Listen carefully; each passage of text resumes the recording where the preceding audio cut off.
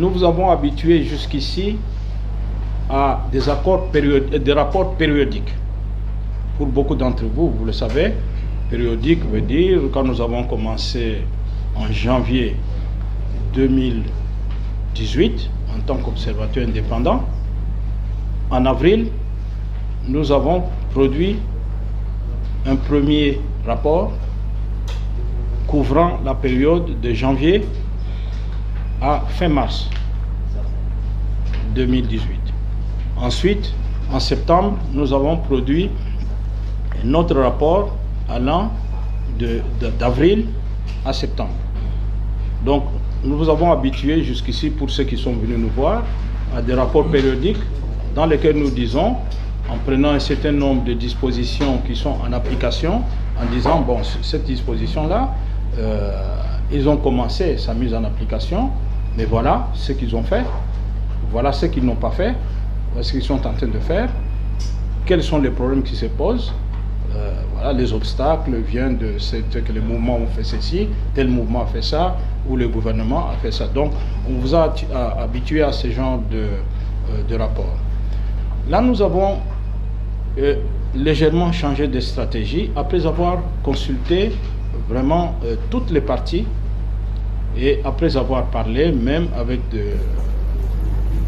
des interlocuteurs de la société civile, ainsi de suite. On a dit le Centre Carter va, en plus des rapports périodiques, aller de plus en plus vers des rapports thématiques. C'est-à-dire se prendre dans la situation de l'accord et de sa mise en œuvre, choisir un thème et avoir l'occasion d'approfondir ce thème. Parce que quand nous faisons des rapports périodiques, souvent on survole les dispositions. On n'a pas le temps d'approfondir, on survole quelques dispositions qui sont mises en œuvre ou qu'on attend de mise en œuvre, et puis on donne des éléments, soit positifs, soit négatifs. Mais là, on a choisi de choisir un thème, on a choisi de prendre un thème en considération et de l'approfondir. Cette explication vous permet de comprendre que le premier thème dont nous traitons, le premier rapport thématique, c'est ce 10e rapport, où nous avons pris en charge la question de la relecture de l'accord.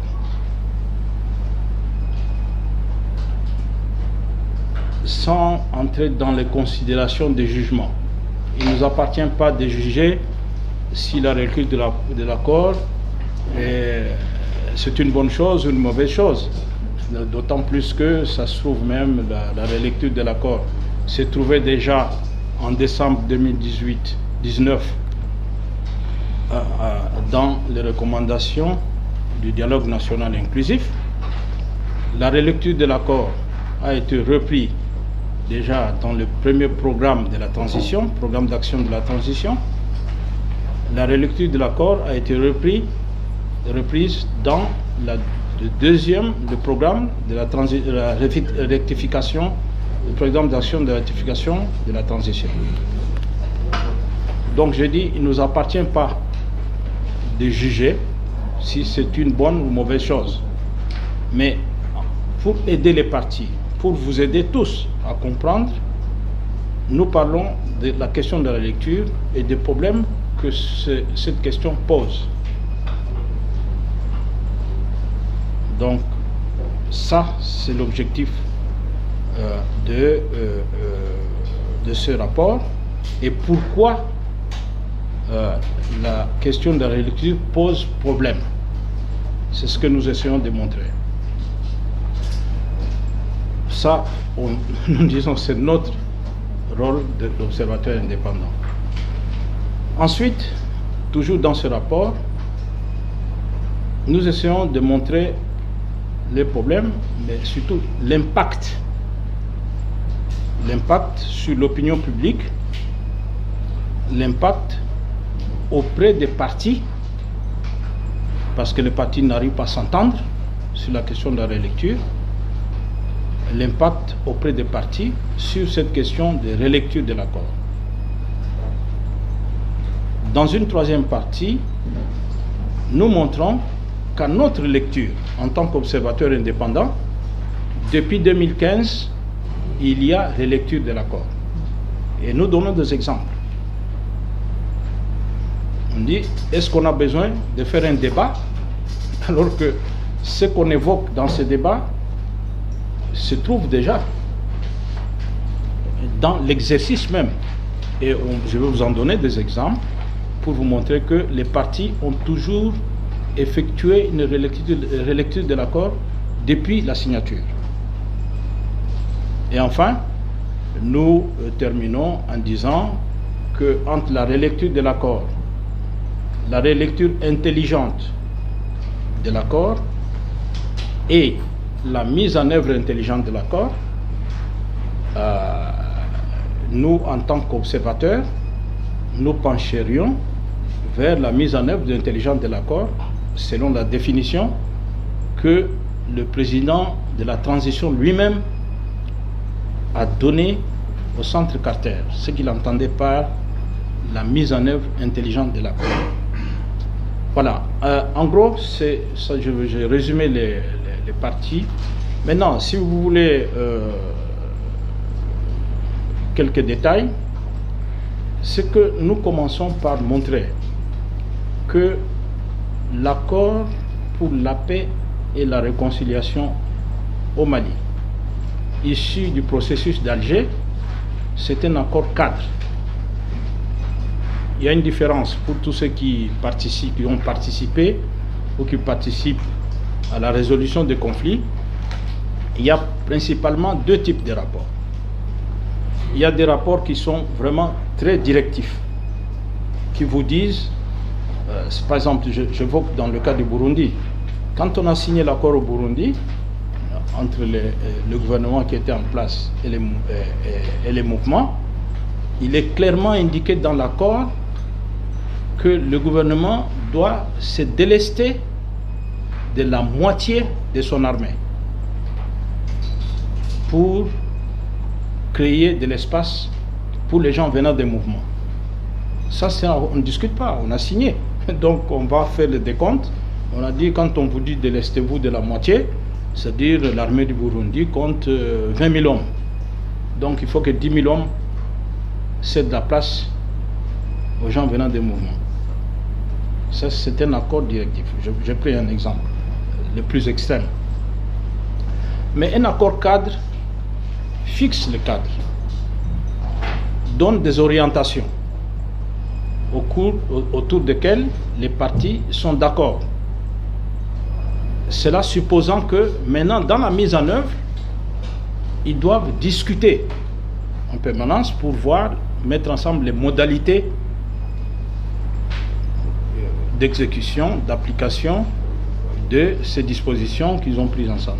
Donc ça, c'est la première chose. Nous montrons que l'accord pour la paix au Mali, c'est un accord cadre. Ce n'est pas un accord qui donne des directives. Je pourrais vous donner des exemples si vous me posez des questions. Ensuite, nous disons que le problème majeur de la notion de la lecture ou de la relecture ou de la relecture intelligente est le défaut de clarification et de définition. C'est-à-dire que depuis 2019, personne n'a dit clairement, on dit, bon, si nous entendons par, si nous disons relecture, cela veut dire qu'on va viser ceci et on va procéder de cette manière pour atteindre l'objectif.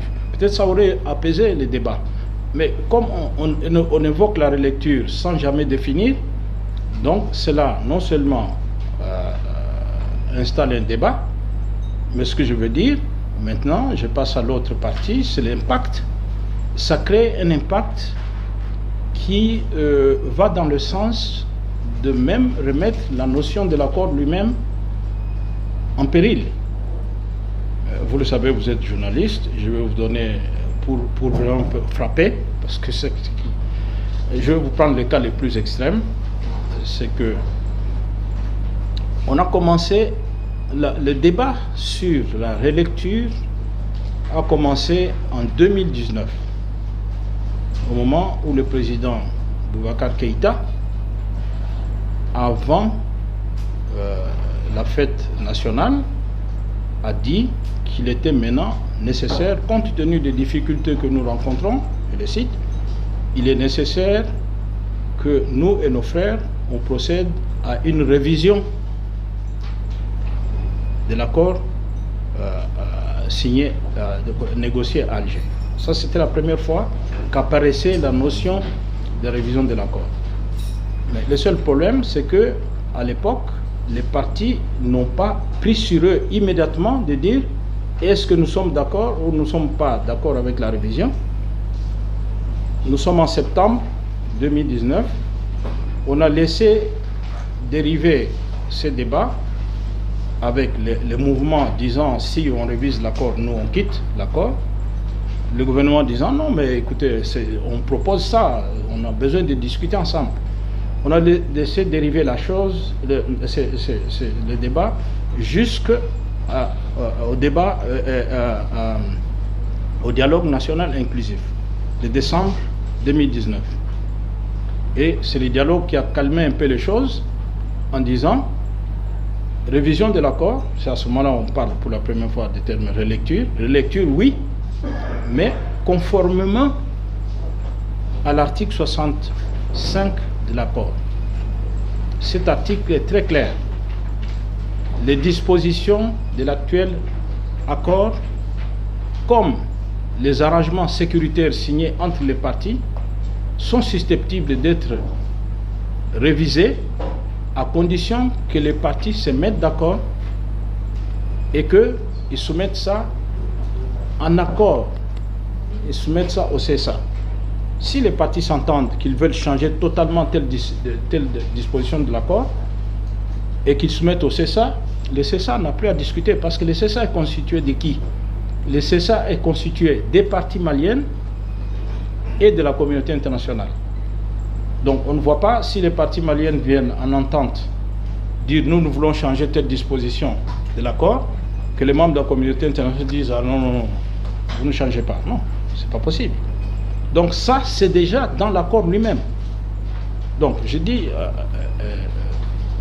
le dialogue national a apaisé un peu les choses en se référant justement à cette disposition de l'accord. Mais par la suite, le terme relecture est venu plusieurs fois. Il n'y avait plus de référence à la disposition de l'accord. Cela a aggravé la position négative des mouvements.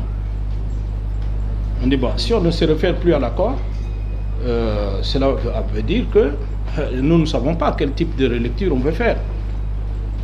Et les mouvements, même les mouvements qui étaient modérés, ce qu'on appelle le mouvement de la plateforme, au début, ils disaient oui, nous sommes d'accord, on peut faire la révision, la relecture de l'accord, mais à condition que ce soit dans le cadre de l'article 65. Mais se rendant compte qu'on ne se référait plus à l'article 65, même ces mouvements ont durci leur position. Ils ont dit, bon, on ne touche pas à l'accord, il suffit que nous nous mettions d'accord, d'accélérer la mise en œuvre de l'accord, tout va marcher. Pendant que de l'autre côté, la CEMA a dit, vous touchez à l'accord, cela veut dire c'est la rupture entre les parties. Alors vous voyez, les rapports se sont beaucoup détériorés entre les parties à cause de la notion de la relecture de l'accord, sans définition claire. Mais vous êtes journaliste, vous avez vous-même été invité plusieurs fois, je suppose, c'est le cas extrême dont j'ai parlé. Certains d'entre vous sont allés écouter les membres de ce qui s'est appelé à un moment donné le Front du refus pour la mise en œuvre de l'accord. Moi je suis allé à plusieurs de leurs conférences, mais j'ai entendu les choses qui m'ont complètement déstabilisé. J'ai entendu des choses du genre, ces rapports doivent être gérés à la poubelle. Pourquoi? Un, parce que les Maliens n'ont jamais négocié ces rapports. Ils allaient à Alger, ils dormaient dans leurs hôtels, Et puis, pendant que en France, on était en train de rédiger l'accord, et puis, quand l'accord était prêt, en France, on l'a amené à Alger, on les a réunis dans une salle, on a dit signer ici, ils ont signé, et ils sont revenus. Nous n'avons pas peur, mais nous constatons que si on n'explique pas clairement ce qu'on peut faire la révision de l'accord, et que les gens comprennent que c'est faisable, on risque d'avoir un débat qui durcit de plus en plus certaines positions. Parce que nous le disons dans ce texte, vous allez le voir, à partir du moment où le débat sur la relecture de l'accord s'installe, on voit se former de plus en plus d'opinions. Il y a une opinion qui dit, oui, mais parce qu'ils veulent ils n'arrivent pas à appliquer l'accord, maintenant ils veulent en faire la relecture, c'est que l'accord est mauvais. Donc il faut tout simplement l'abandonner. Ça, c'est une position. L'autre position veut que, parce qu'eux-mêmes, ils disent qu'ils doivent faire la relecture de l'accord, donc nous voulons que l'accord soit renégocié. Ça, c'est des mots qu'on a entendus. Il faut que l'accord soit renégocié totalement. Donc, on va de nouveau mettre les gens autour de la table, et dès que vous évoquez la renégociation, nous, dans le camp des mouvements, avec qui nous parlons tout le temps, ils nous disent, bon, nous sommes prêts pour la renégociation. Mais tous les problèmes qu'on avait soulevés à l'époque, sur lesquels nous sommes tombés d'accord, on va les remettre sur la table. Donc c'est une négociation qui sera sans issue. L'autre position, c'est de dire, chaque parti, le gouvernement et les mouvements dressent une petite liste de points sur lesquels on n'est pas d'accord, et on renégocie autour de ces points-là. C'est faisable, mais ça dépendra de la longueur de la liste de chaque parti. C'est possible. On sait que le gouvernement avait déjà pensé à une petite liste des éléments, et le mouvement était en train de réfléchir aussi. L'autre position, c'est de dire, ben, écoutez, on applique tout simplement l'article 60. S'il y a des points de divergence, on discute sur ces points de divergence, et puis on trouve une solution, on l'applique. Et ça correspond plus ou moins, si vous voulez, à la mise en œuvre, ce que nous entendons ce que nous avons entendu de la mise en œuvre intelligente de l'accord.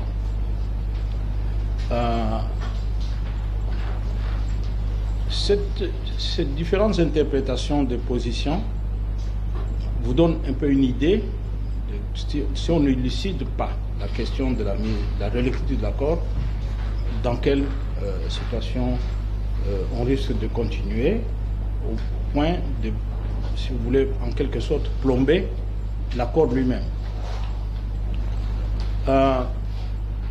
Mais nous démontrons maintenant, enfin, nous démontrons, comme je vous ai dit au début, que depuis 2015, les partis procèdent à la relecture de l'accord dans sa mise en œuvre.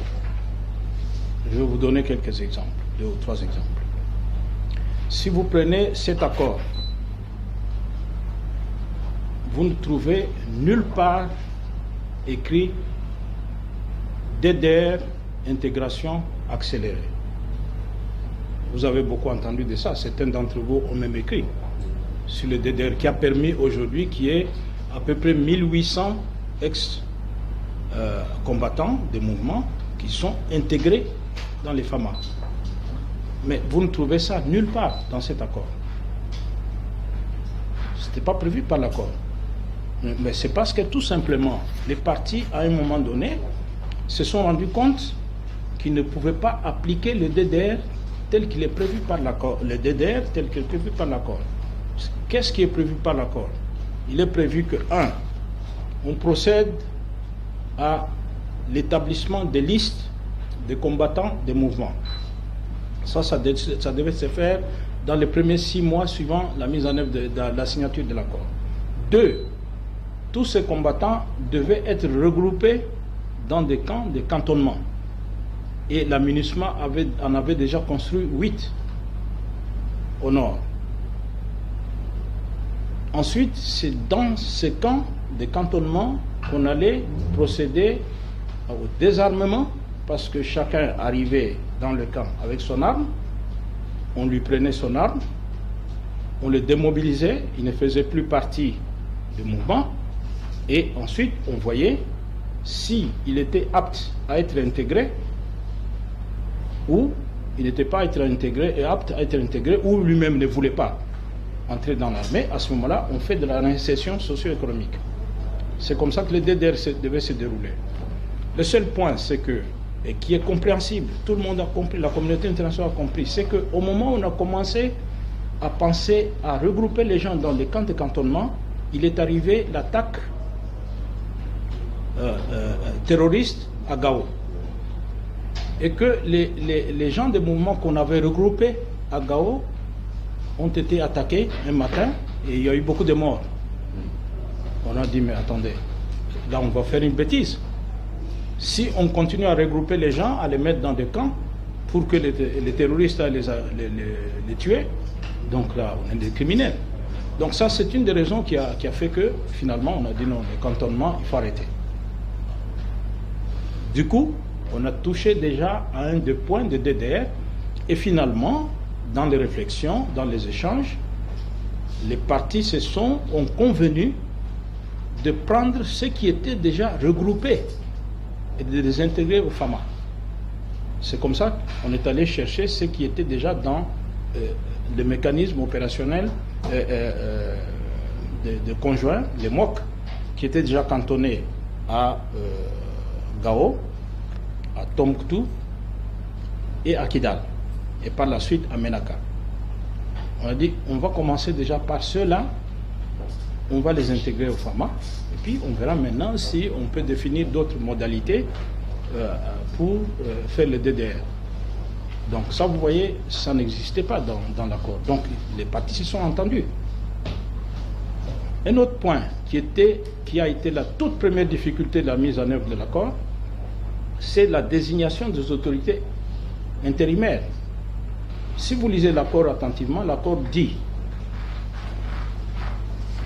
pendant la période intérimaire, les partis conviennent de désigner des responsables au niveau communal des cercles des régions, au milieu de communes de cercles des régions, de désigner le cas échéant.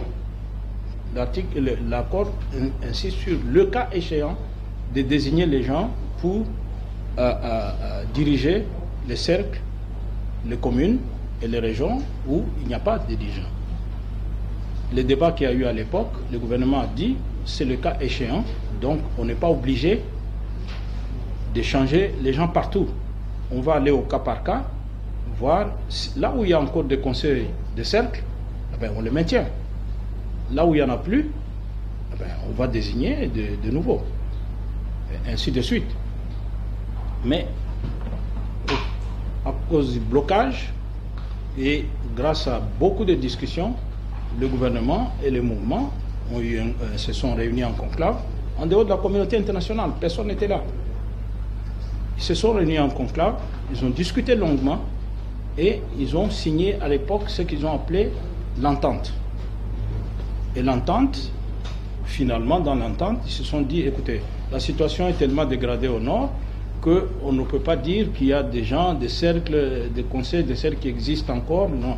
On va intégralement, d'un commun accord, désigner les gens dans toutes les communes, tous les cercles et toutes les régions.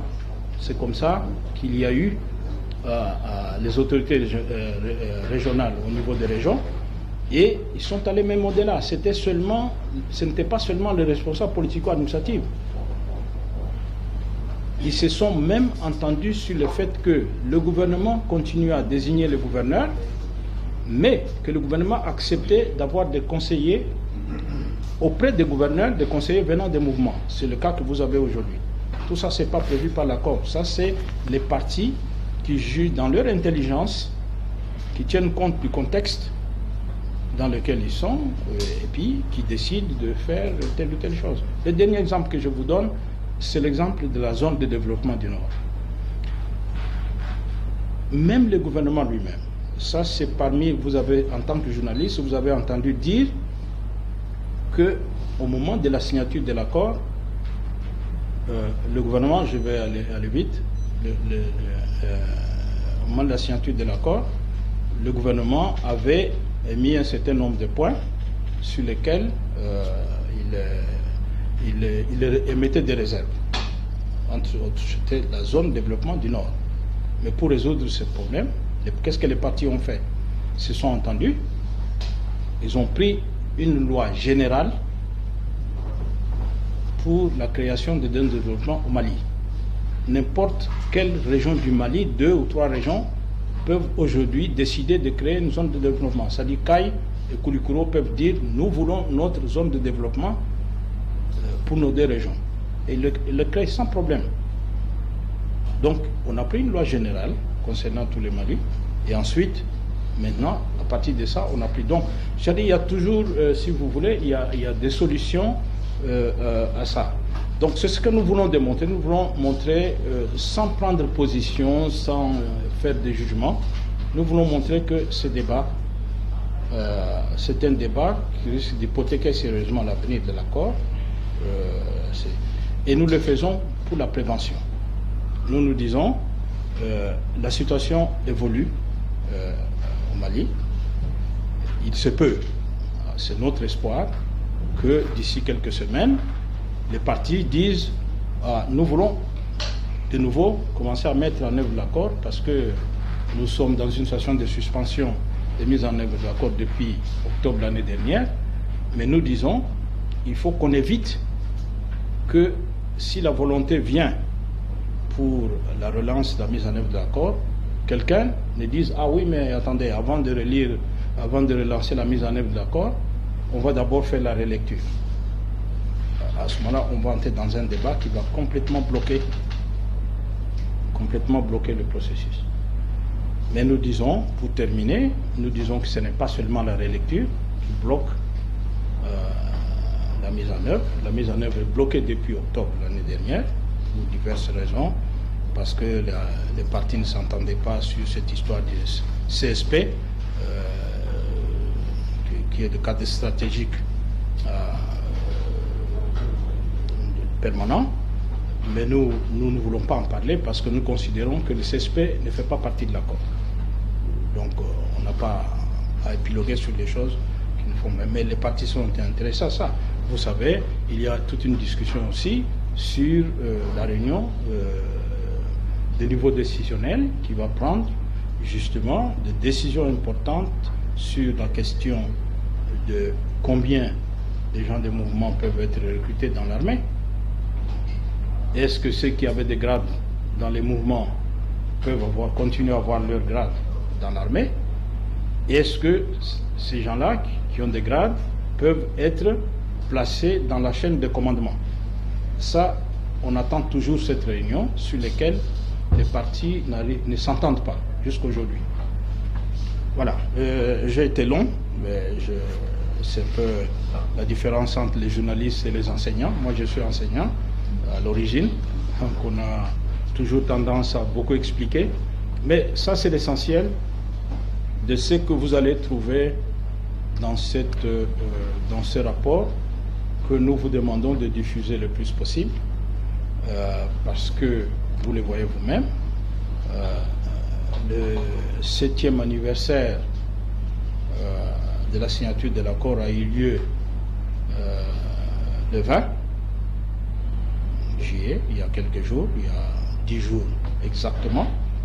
Moi, la seule chose que j'ai vue, c'est un article dans... C'est pas pour faire de la publicité. J'ai lu un article dans l'Indépendant. Je n'ai pas vu, il n'y a pas eu de manifestation, il n'y a pas eu... quelqu'un nous a dit, mon collègue et moi, que la CEMA avait fait une déclaration. Mais ça nous a étonné que la CEMA ne nous ait pas invités à cette séance où il faisait déclaration. Donc, faites vivre l'accord, parce que aucune des parties, et je terminais par ça, nous, en tant qu'observateurs indépendants, on n'a jamais entendu une seule partie malienne dire l'accord ne me plaît plus. Ni le gouvernement, ni les mouvements. Donc, l'accord existe, il doit continuer de